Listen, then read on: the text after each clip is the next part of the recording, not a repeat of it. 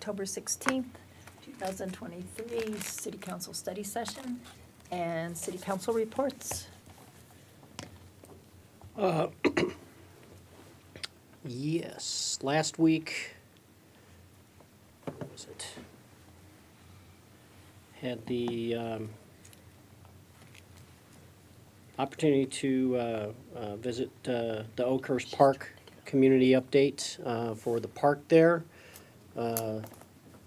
Thought it went well. It was a little less attended as some of the other ones because it was cold, so that kind of threw. But looked like many people had made it over from the Woodrow after Woodrow Wilson, and so opportunity for them to chat with our staff on refreshing the park. There were some other items that came up, and Jake was at the council tent and took those items down for information. Attended the Sheridan Green on Tuesday, so I'm going backwards there. I thought that was a good turnout from the residents. The CML legislative policy meeting was Friday morning, so I attended that remotely. The couple big points, we spent a great deal of time on discussing Senate Bill 213 from last year, and then the work right now that CML and CCI, Colorado County Commissioners, Inc., are working together with senators and representatives on that to shape bills coming out of that committee. And so their stakeholder meetings are going on right now, so that's a good thing, a little bit of a change from last year. The Fort Collins made a member request, and we need to get more information on that. They're asking for a bill to be supported by CML to a minor fix to the body-worn camera legislation, where if you're doing administrative and you're doing interviews in a room that already is being recorded, they'll have people in there, they'll have the room being recorded, the interview being recorded, and if there's 2 or 3 people in there with cameras, everybody's recording. And so it is a huge data waste and storage and everything on that. So they're shaping language around that. They'll bring that back. So committee's going to work on that. Some substance abuse bills coming out of that subcommittee, committee, so we did discuss those. And a discussion on legislative reform on construction defect, and Representative Byrd and Senator Zenzinger are working on stakeholder meetings with that to possibly bring up some local warranty relief or legislative relief on that. So other than that, the other minor items, policy and budget, looked over those, and they were all in alignment with our strategic plan and our legislative. It's pre-session, so some of these were just, here's what may be coming forward. And then the next meeting in December, I believe, they'll have a better idea. Bills will start being printed, or subcommittees will start publishing those out. So that was last week.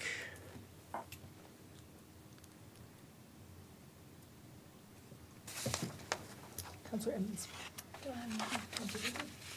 Well, I was at Sheridan Green and Oakhurst, and I'd like to explore a different idea for really Sheridan Green, so we'll get there. And I will be covering the Wednesday Dr. Cog meeting. I had in the inclusivity board, and just, I don't know if this came up last week, but the RMMA didn't meet this last month, so if you didn't realize that. So, but inclusivity board, I had a couple things. One, they are coming to the end of the year, and if you recall, they have budget. And so they voted, and they would like to expend the rest of their budget by donating it to Growing Cone. So council needs to approve that, so I was asked to ask you. Anybody that doesn't support? I don't.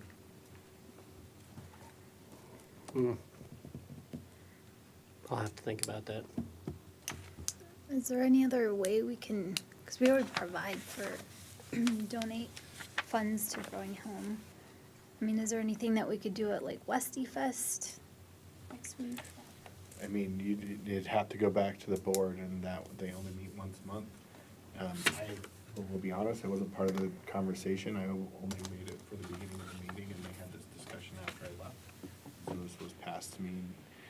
But, you know, this is something they have, this year, they have a budget, and they vote on what they spend their budget on, but it has to be approved by council. What was the dollar amount? I think it's around 5,000.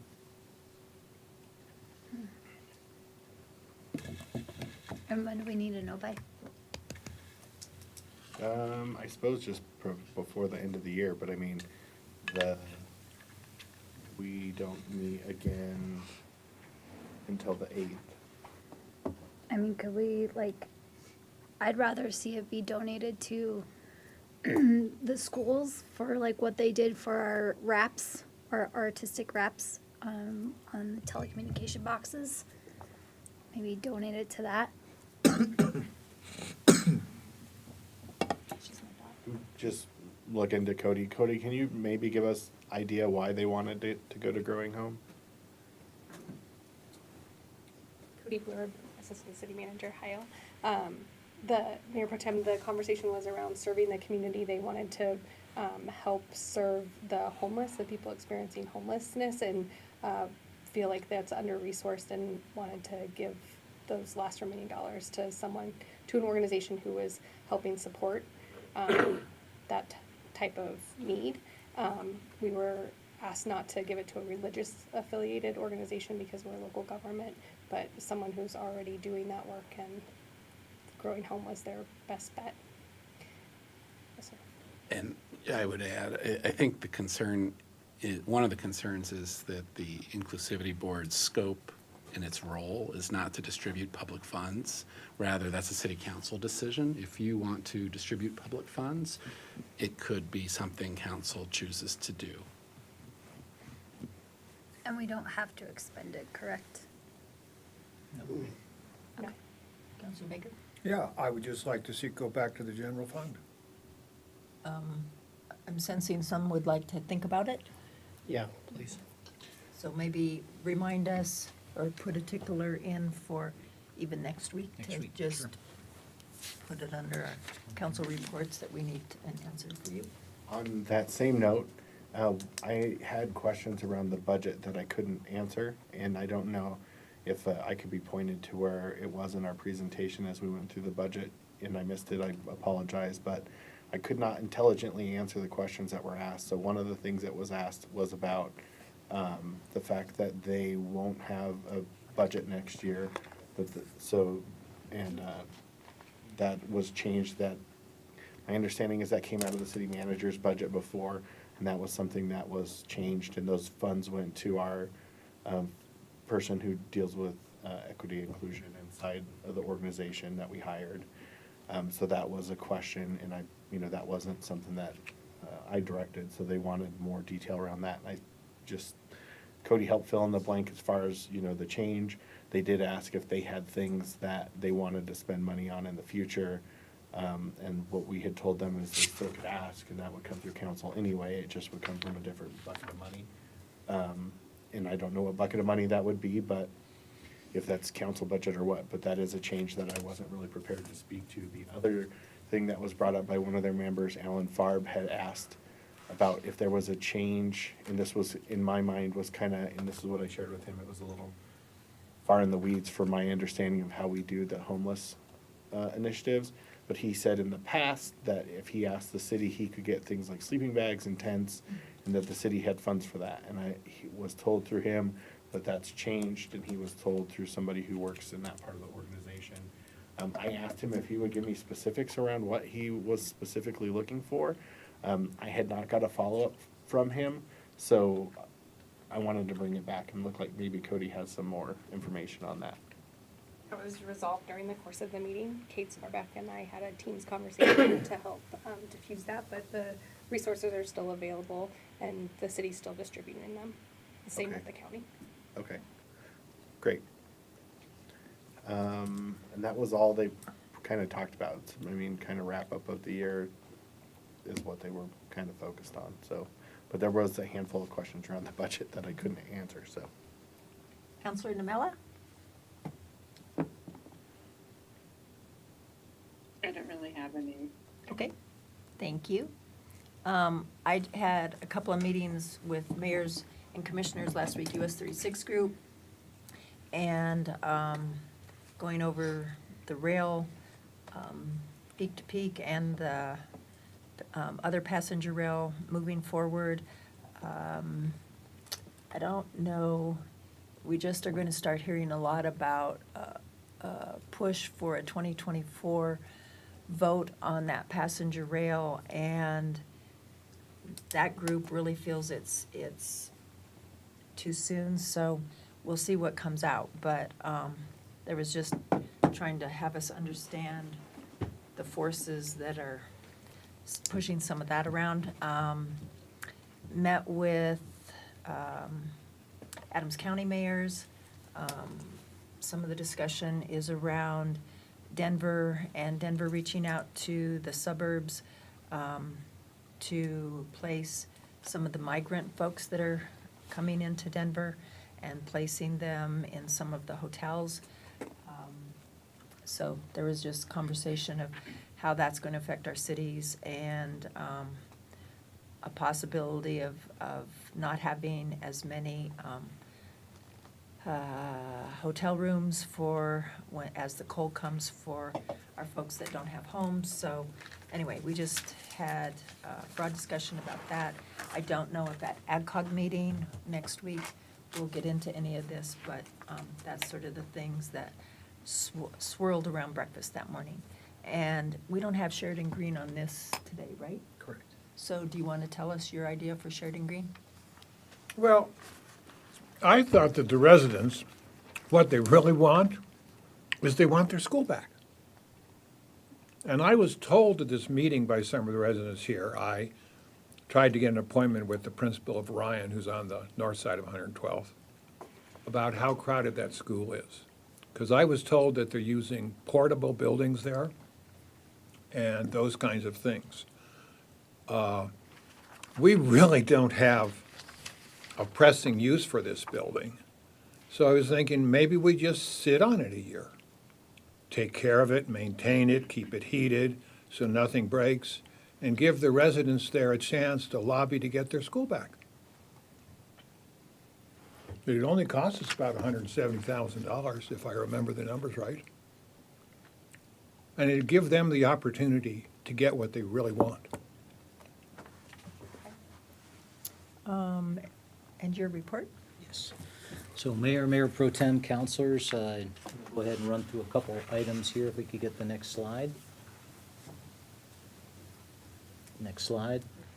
So some update items. First of all, next Wednesday, the 25th, the City of Westminster will honor our local businesses for community spirit, sustainability, and then those that are celebrating 25 upwards of 50 years in 5-year increments of successful operations in our community. And so just a great event. That was one of the first events I attended last year, and so really excited that the city has this program and appreciate the work on pulling it all together. Next, housing needs assessment. I mentioned this last week, but again, the needs assessment is certainly underway. There's a web page, and on that web page, there's access to a survey. We're certainly looking at gathering information from across the community as far as what people's perspectives are on housing needs. I had an interview last week with one of the folks that's working the assessment, and so a great opportunity to share at least what I've learned in the past year or so. So that was good. There is, for the community's information, there is a workshop to look at some of that draft information and also provide feedback and input. That's October 25th, 5:30 to 7:30 p.m. at the MAC. And so a great opportunity for the community to get engaged about our housing needs here in Westminster. And then another reminder just from last week, but again, reminding folks this week is next Monday night from 6 to 6:30 p.m. will celebrate our city's charter. And so come on out, enjoy a little, some snacks, if you will. I think Shelley was working some sweet options, and so maybe a little after dinner sweet option, but that goes from 6 to 6:30. And again, celebrates our city's charter, which focuses on certainly our home rule authority and the ability for the council to implement government structure that meets the needs of our community. Next slide. Some Westy wins. So this was a great event held the last week of September, and that was our Arts Week, if you will. I had a chance to go out to our statue park, if you will, right behind the rodeo market that night. Took my family out there. I had an opportunity to visit and talk with all the artists for the sculptures that are on site there. Really kind of cool. Spent about an hour on scene and just really enjoyed it. But you know, the whole week was just fashioned around celebrating arts in our community, and so gallery tours, live theater, mural installations, open air festival, art and poetry receptions, musical performances, and more. And so kudos to our Parks Rec and Library team for working this and bringing this to our community, and we look forward to continuing and expanding upon this in years to come. So a big Westy win. Next slide.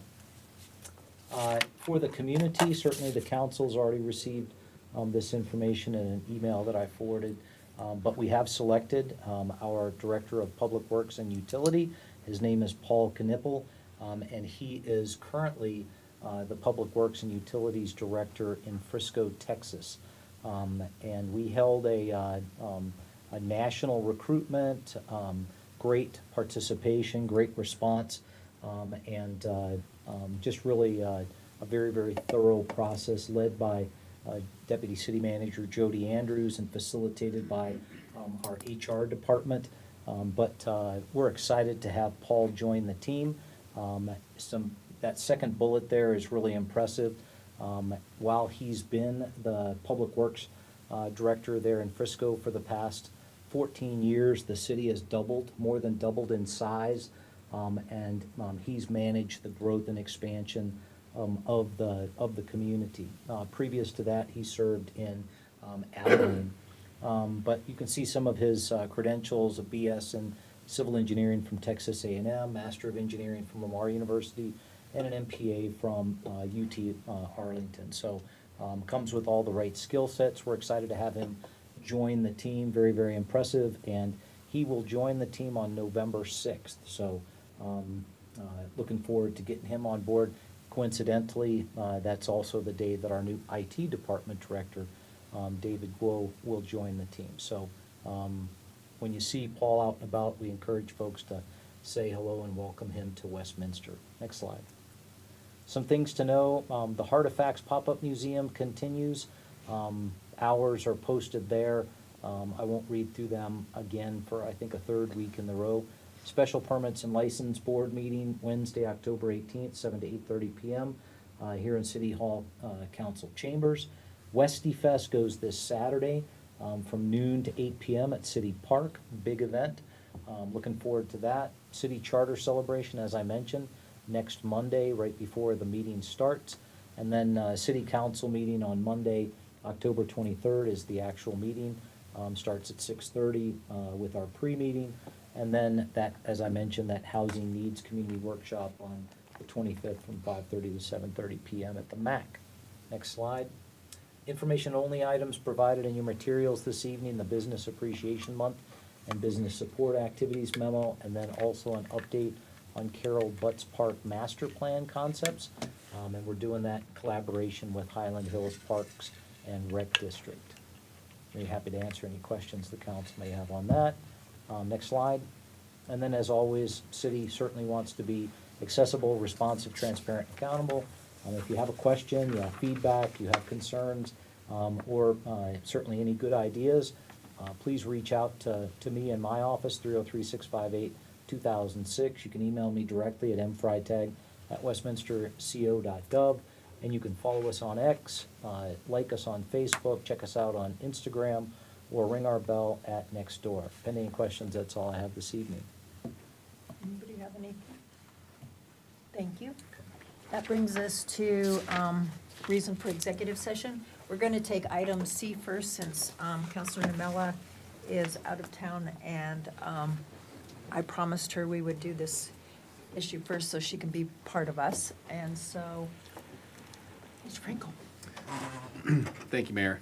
First, I'd propose to allow for the remote participation of Councilor Nermella pursuant to Westminster Municipal Code 111.3G, that council determine if you have 2/3 consensus on the remote participation.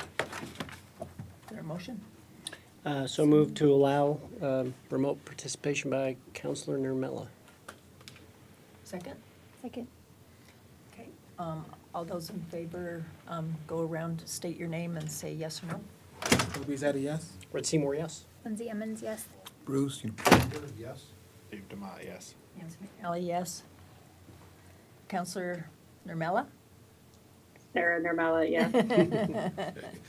Thank you. Then the first, excuse me, executive session that council will be conducting this evening is a discussion of a personnel matter, the annual review for the city manager, and that would be convened pursuant to Westminster Municipal Code, Section 111.3C1, and Colorado Revised Statute 246402, 4F1.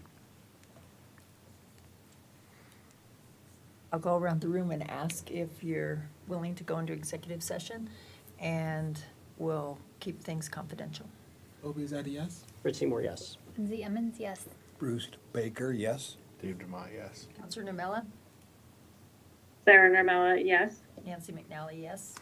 And Mayor, before you adjourn the public session, I'd ask if council be willing to vote the next 2 proposed executive sessions, such that you could adjourn the public session once the votes are concluded, and then just go sequentially through the 3 exec sessions. And Counselor Namella, after we're done with this exec session, I'm thinking you're dropping off, correct?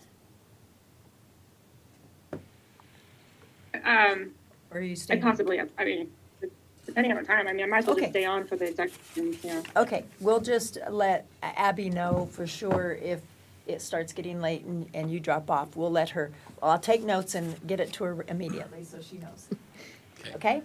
So the Okay, go second ahead. exec session that's been proposed for tonight is an executive session for consultation with special counsel regarding Court of Appeals Case 2023 CA 351, City of Westminster versus R. Dean Hahn Interests, for legal advice and to instruct negotiators pursuant to Westminster Municipal Code 111.3C 3 and 7, as well as Colorado Revised Statute 246402, 4B and E1. So again, state your name and if you're willing to go into executive session for item A, and we'll keep things confidential. Toby, is that a yes? Red Seymour, yes? Lindsay Emmons, yes. Bruce Baker, yes? Dave Demott, yes. Counselor Namella? Sarah Nermella, yes. Nancy McNally, yes. And the third and final executive session that's agendized for tonight would be an executive session to discuss strategy and progress on a proposed economic development agreement involving a proposed development at 3551 West 71st Place, and to provide instructions to the city's negotiators pursuant to Colorado Revised Statute 246402, 4E1, and Westminster Municipal Code 111.3C 4 and 7.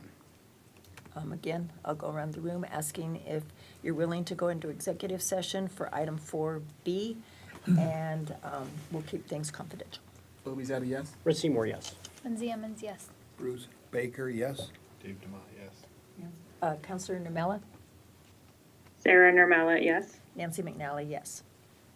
Okay, then if you'd like to adjourn the public session, and then we can ensure that the web stream has concluded, and then we could start the recording for the first of the 3 executive sessions.